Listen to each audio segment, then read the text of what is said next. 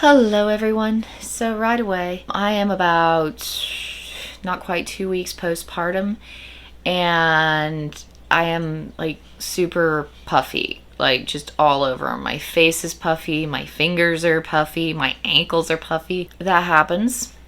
And I know there's always that one guy in the comments who's like, you look sloppy and fat. Well, dude, you try going through 8 pregnancies and see how puffy you look afterward. It's temporary. It's just, if I look a little puffier than normal, that's why. Although, adorable babies, so like, yeah, totally worth it. So today's video, I thought I would talk about this just very briefly because in the 4 years since I posted this video, which is to date my most popular video, which I did not anticipate at all.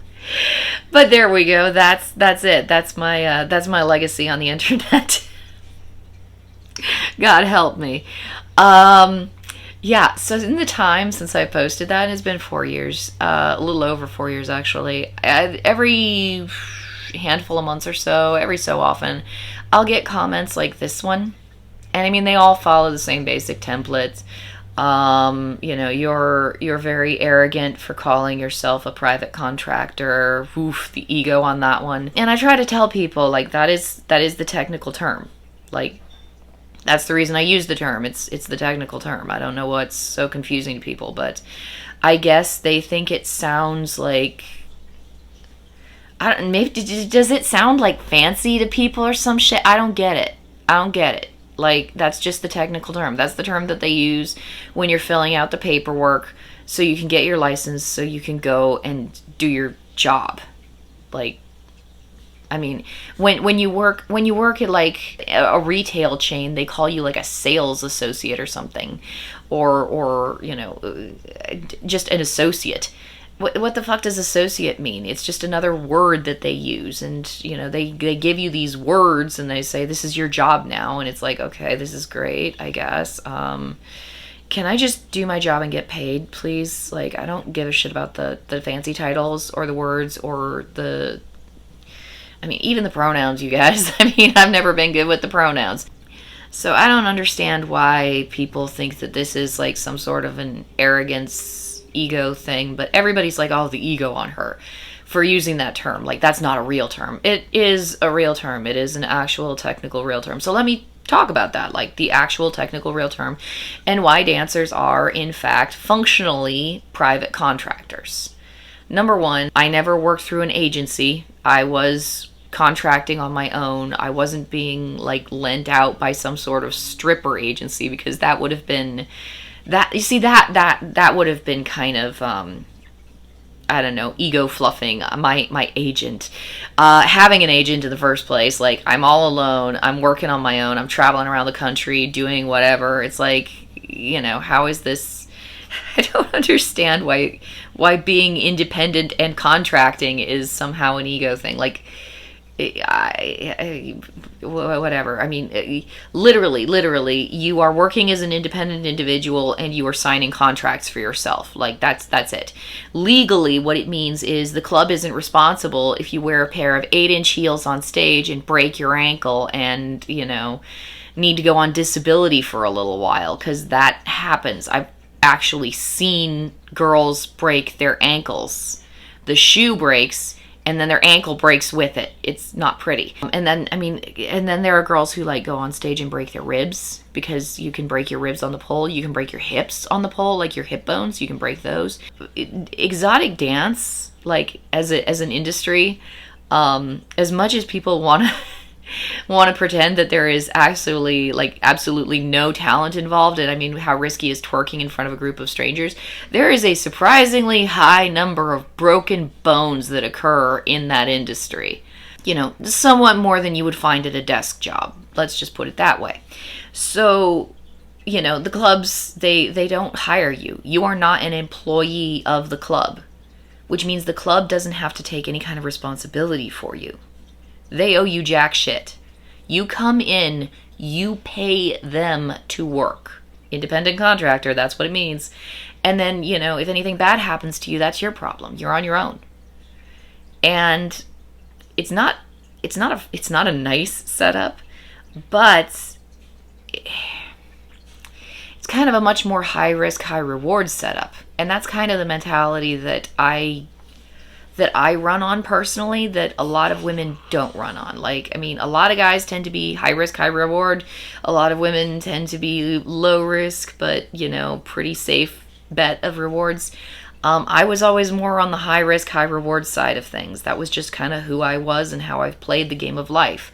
And so when I got into exotic dance, I looked at it and was like, okay, you guys aren't responsible for me, which is, not so great for me, but you guys don't get to tell me what to do.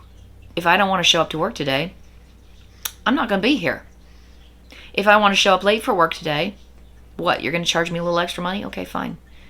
If I want to cancel my plans because I've decided that I just don't feel like being in this town this week and travel halfway across the country and go work in a different place, a different facility, for that, for the next month or so, just on a whim, I can do that. I have that freedom. That's the upside of being a private contractor. And when I talk about being an exotic dancer and traveling around the country as an exotic dancer and living off the money that I earned while traveling, that's what I mean. Being an independent contractor, it means that you have an astounding amount of freedom. And that's the draw of the job. You have to deal with the social stigma. I'm still dealing with the social stigma. I'm still getting all these bitchy ass comments from these people online who clearly need better things to do with themselves. But I had the freedom to go anywhere. And I did. And that's why I have a life right now that I want. That's why I live where I want. That's why I was able to find a partner that I actually want, as opposed to, some random local guy in my tiny podunk hometown who I wasn't remotely attracted to, but he's such a nice guy, you should like him. No, but he'll pay your bills and he'll take care of you. No. I found someone I wanted. I got to lead the life I wanted. And now I've got a sleeping baby sitting in my lap. This is my 5th one. I guess that goes to show that I was somewhat attracted to the man I settled down with. But yeah, all of that came as a result of the freedom that I was able to buy myself with that job. And all of that came about because I was a private contractor. I was not an employee of anyone, which is really great. It has its downsides. Do I have a resume? No, I didn't have a resume. It was really awkward getting a job after so many years, like 8 years of dancing, no resume, plus I don't know how many years of being a stay-at-home mom. I finally go to the Walmart and ask them for a job. It's like, do you have any work history? It's like, yeah, about that. No. Do I work? Yeah, I work real hard. Trust me. Like when you're an independent contractor, the only money that you get is the money that you make for yourself. And that's one thing that was also really, really great about being an exotic dancer. I didn't have hourly pay. I did not have that. I came in, I had to pay the club money in order to come in and work because independent contractor. And then any money that I made on top of that, I just took home with me. Like the club took their cut and the rest was all mine.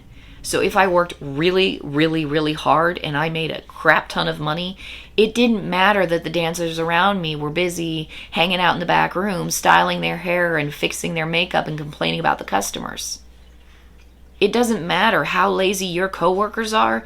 When you work on your own for yourself, you get to take home all the money that you make after paying off the club and paying off the DJ and paying the tips for the bouncers. And you tip everybody, but you get to make a lot of decisions about your own money because you're an independent contractor.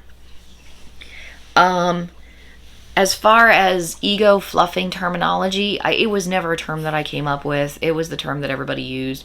So every time I would go in to get my license renewed, because I had to get my license renewed every year in all of the different areas that I was dancing in, which means criminal background checks.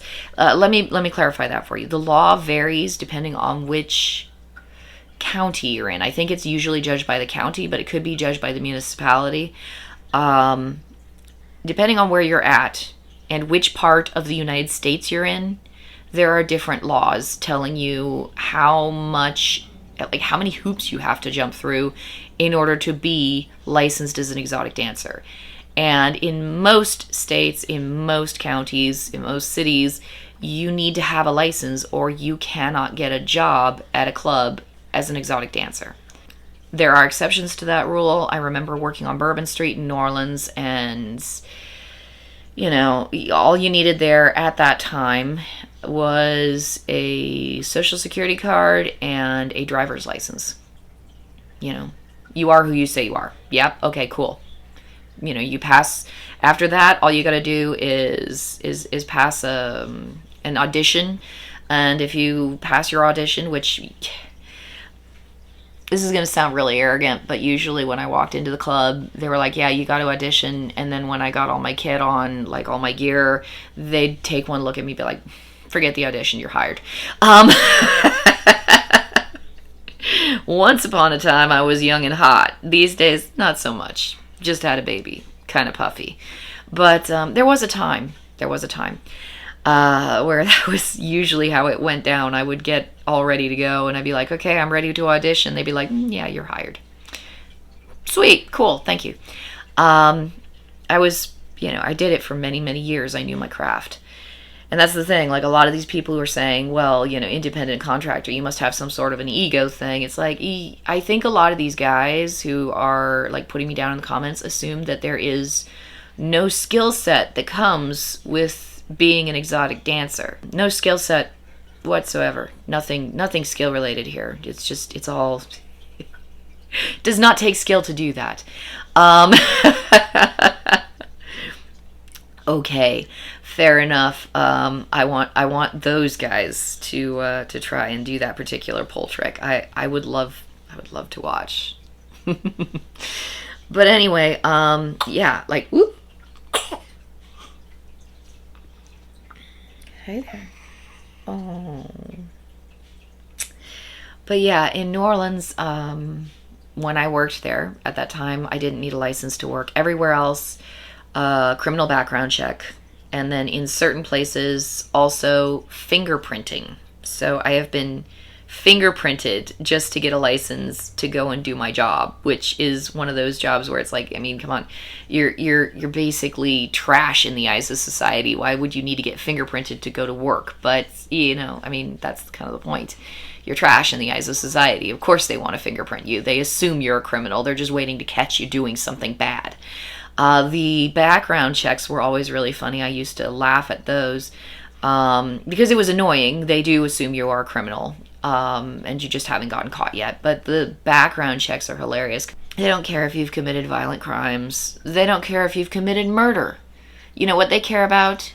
Sex-related crimes. That's what they care about. So, criminal background check. Have you been involved in trafficking? Have you been involved in prostitution? Have you done any kind of sexual offense whatsoever? And, yeah, every year in every place that I wanted to go to work. Criminal background check. Charming. By the way, I should probably mention I've had like this cough because I have kids that cough in my face, like literally cough directly into my face. So now I've been a little congested.